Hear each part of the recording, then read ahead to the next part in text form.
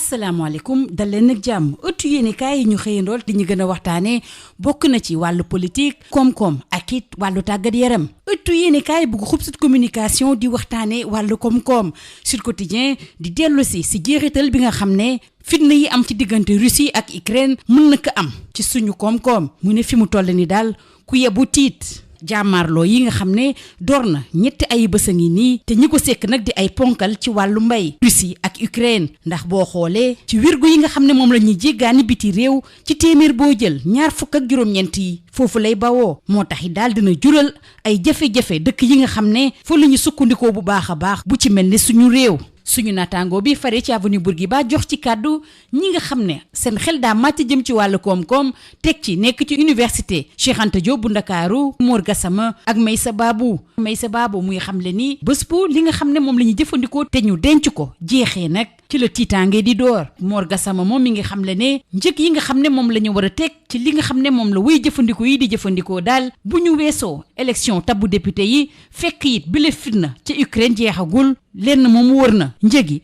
dana yokk bu baax a baax loolu yóbbee l'observateur di xamle ne daal fi mu toll nii nguur gi ci ay jafe-jafe la ne ci wàllu koom-koom ak ci politique bi nga xam ne seddul dara fi mu toll nii ci benn wàll wa li tege ci bopp nguur gi mooy yokkute bi ñu nemmeeku jëmale ci ñam yi nga xam ne moom la ñuy jëfandikoo saa su ne ak it kujje yi nga xam ne mayul benn yoon nguur gi mu yekk nakam ñu wax ba tey ci wàllu koom-koom ak Sud Quotidien ak Le Soleil bi dellu si programme bi nga xam ne moom la ñu jagleel ci sukkali Kër Massar Le Soleil di ñu xamal ne njiitu réew mi daal dafa taxaw temm ngir naatal Kër Massar lii daal mooy planu Macky ngir Kër Massar bu ñu sukkandikoo ci Sud Quotidien muy dellu si it ci mébétam fexe daal ba koppar yi nga xam ne moom la ñuy jox ndaw yi ak jigéen ñi ñu gën kaa ñoŋal ci conseil des ministres njiitu réew mi nee na daal sàkkutee fa mooy bile programme ñu fexe ba tënk ko fileeg fukki fan ak juróom ci weeru avril leneen liit loo xam ne sàkku na ko mooy it ñu jeexal liggéey yi nga xam ne moom la ñuy amal ci route des Niayes bi ak it ci centre de santé bi ñu tabax fa ab gare routière benn lycée d'enseignement technique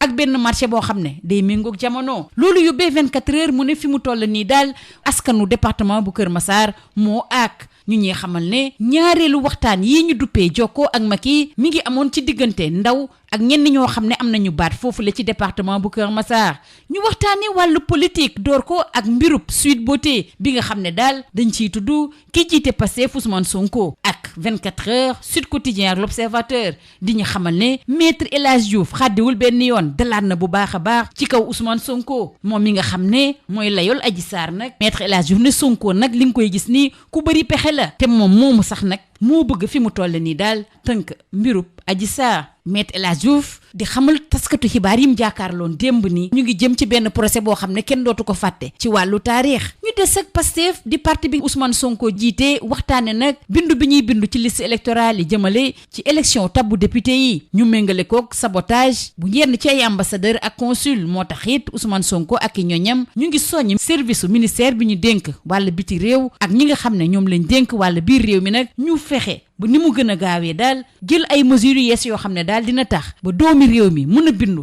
ci réew mi ak ci biti réew baxtu Ousmane Sonko ñaar ñi nag ñu soxal waa critique lañu seeni dossier dafa laal bu baax a baax wàllu politique ak wàllu yoon moo taxi daal war nañ fexe nuñ ci jubloo bu dee fi mu toll nii juge mi ngi def kéem kàttanam ba mbirum Sweet Beauté gi mu yóbbu ko ci kanamu tribunal capital bi nag fi mu toll nii daal kenn nokkeetul di xaar ñaari fan ci weeru mai bés bi nga xam ne ci la ñuy xam naka la maire bu Ndakaaru di Barthélémy Dias di mujjee procès bi nga xam ne moo jëm ci faatum bakkan bu Ndiaga Diouf leneen li soxal it suñu naataangoo yi rawatina tribune muy ban saafara daal lañ mën a indil Karim ak Khalifa seen ëllëg ci wàllu politique lëndëm na lool li jaaxal waa tribune mooy coow li le daal saa yu ñu jëm ci ab élection day dellu si waat l'info ñoo ñu yegge bi la xibaar ne société civile bi daal ñu ngi yedd bu baax a baax ñiy yëngu ci wàllu langue politique bi rawatina coow li tar bi am ci diggante kujje gi ak ñi fare ci nguur gi Birahim Seck bu Forum Civil di xamle ne daal yii le coow mi ngi am ci jamono joo xam ne daal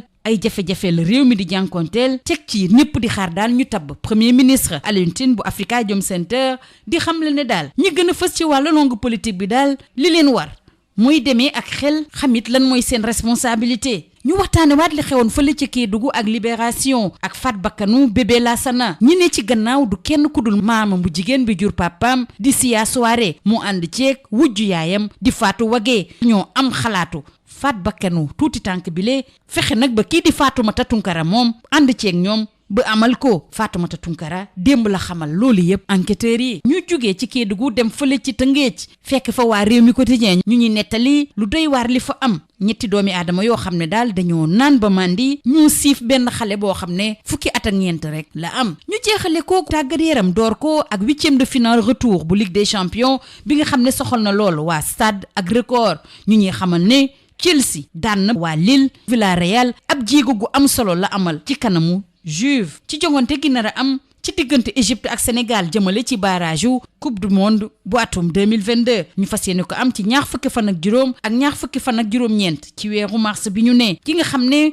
mooy tàggat Firawna yi ne nee na lu ne mën na am ci bile match. waa Record di dànkaafu bu baax a baax jëmale ci gaynde yi ñooy champion d'Afrique kon war nañ bàyyi xel loolu le bu baax a baax teg ci it moytu bu baax a baax ndëgg sërëx bu Égypte ci wàllu lamb sunu lamb di waxtaane Eumeu Sène dafa war a fexe ba bañ a am ñetteelu jëllam ginnaaw gi ko B52 Modou Lo ak Lac 2 daane lii moo gënoon a fës ci ëttu yéenekaay yi ñu xëyandool ñu yendoog jàmm. Bonjour. La presse du jour a traité des sujets relatifs à la politique, à l'économie et au sport. Impact du conflit russo-ukrainien sur l'économie sénégalaise, avis de tempête. C'est le titre qui barre la une de Sud Quotidien. Le conflit armé qui oppose depuis 3 semaines déjà des géants du secteur agricole, à savoir la Russie et l'Ukraine, qui totalisent 29% des exportations de céréales, présage des lendemains incertains, principalement pour des pays émergents comme le Sénégal, indique le quotidien du groupe Sud Communication. Entre hausses envisagées des prix des produits importés tels que le blé, le maïs, le pétrole et les métaux et probable inflation galopante, les économies à revenus intermédiaires sont sur le qui-vive. Analysant ce conflit au roulant économique désastreux, des économistes et universitaires, à savoir Mor Gassama et Meïssa Babou, dressent un tableau sombre pour les jours à venir si la crise perdure. Selon l'économiste et enseignant à l'université Cheikh Anta Diop de Dakar, Meïssa Babou, l'impact sera réel après l'épuisement des stocks. Et pour Mor Gassama, la vérité des prix s'appliquera après les législatives si la crise venait à perdurer après ces joutes électorales. Mauvais temps pour le régime, souligne l'Observateur, qui renseigne que le pouvoir est en guerre sur 2 fronts et relève les énormes risques sur les législatives. Avec la situation économique et politique tendue, le régime est pris entre le marteau de la flambée des prix et l'enclume de l'opposition. Toujours en économie, retenez avec Sud Quotidien et Le Soleil ce programme spécial d'aménagement et de développement que l'Astre de Hann qualifie de grande offensive pour Keur Massar. C'est tout simplement le plan de Macky, estime Sud Quotidien, qui fait référence à ce programme spécial qui inclut également l'intensification des financements des jeunes et des femmes. En Conseil des ministres, le chef de l'État a demandé la finalisation de ce programme avant le 15 avril 2022. L'on va aussi vers la finalisation des travaux de la route des Niayes, du centre de santé, ainsi que la réalisation d'une gare routière, d'un lycée d'enseignement technique et d'un marché moderne. Ce qui pousse 24 heures à s'exclamer. Les populations du département de Keur Massar vont en prendre plein les yeux. Le confrère informe que la seconde séance d'écoute du concept Djoko ak Macky a été dédiée aux jeunes et forces vives du département de Keur Massar. Et c'est à l'issue de ces échanges que le chef de l'État a réclamé à son gouvernement la finalisation de ce programme spécial. Parlons politique à présent, notamment l'affaire Sweet Beauté, qui implique le leader de Pastef, Maître El Hadji Diouf, charge encore Sonko. Selon 24 heures, Sud Quotidien et l'Observateur, l'avocat de la défense de la dame Adji Sarr ne lâche toujours pas le nouveau maire de Ziguinchor. Sonko est un fin stratège car en réalité, c'est lui-même qui veut en finir avec la dame en question. Un procès historique nous attend, a annoncé l'avocat Maître El Hadji Diouf. Restons avec le parti Pastef de Ousmane Sonko qui, relativement à l'inscription sur les listes électorales dont la diaspora crie au sabotage de certains ambassadeurs et consuls, les camarades de Sonko invitent les services du ministère des Affaires étrangères et ceux du ministère de l'Intérieur à prendre dans les meilleurs délais les dispositions additionnelles nécessaires pour une amélioration des inscriptions des Sénégalais et de la diaspora. Barth Sonko, 2 cas plus que graves, intime conviction de critiques qui soulignent que ce sont des dossiers politico-judiciaires à vider. Si le juge cherche par quel bout vider l'affaire Sweet Beauté au prétoire du tribunal, la capitale retient son souffle pour la date du 2 mai qui verra le maire élu de Dakar comparaître pour une affaire de meurtre pour laquelle Barthélémy Diaz avait été condamné en première instance. Horizon politique bouché, quelle solution pour Karim et Khalifa ? S'interroge Tribune, qui souligne que c'est le même débat qui est agité à l'approche de chaque élection. Le confrère termine par se demander si la solution politique peut aboutir au moment où, face à l'exacerbation de la tension entre l'opposition et le pouvoir, la société civile sermonne les politiques. Informe l'info. Pour Birahim Seck du Forum civil, le niveau du débat politique est très bas dans un contexte de crise profonde de secteurs névralgiques, sans compter l'impunité et la léthargie dans les administrations avec l'attente de la nomination d'un premier ministre. Pour Alioune Tine de Afrikajom Center, il faut beaucoup d'intelligence, de lucidité et un sens élevé des responsabilités, de la perception et de la connaissance des risques aux leaders et élites politique. Retour sur cet assassinat sur commande avec Libération. Bébé Lassanan a été enlevé et jeté au fond d'un puits à la demande de sa grand-mère paternelle Sia Souaré et de la coépouse de sa maman Fatou Wagué. Le confrère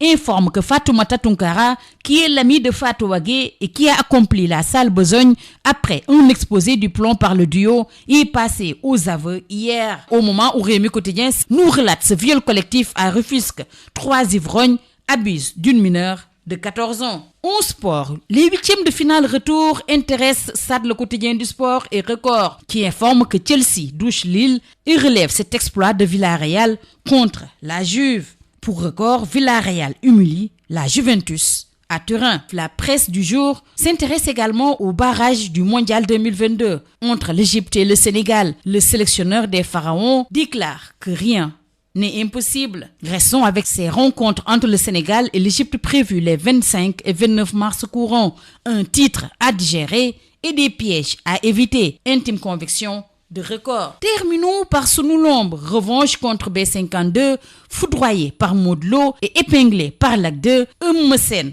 doit éviter une 3e défaite consécutive. Le leader de Taïchinger s'achemine vers un combat de la plus haute importance le 27 mars prochain. Il va croiser le fer avec Bombardier qui l'avait battu et détrôné le 28 juillet 2018. C'est tout. À vos journaux et très bonne lecture.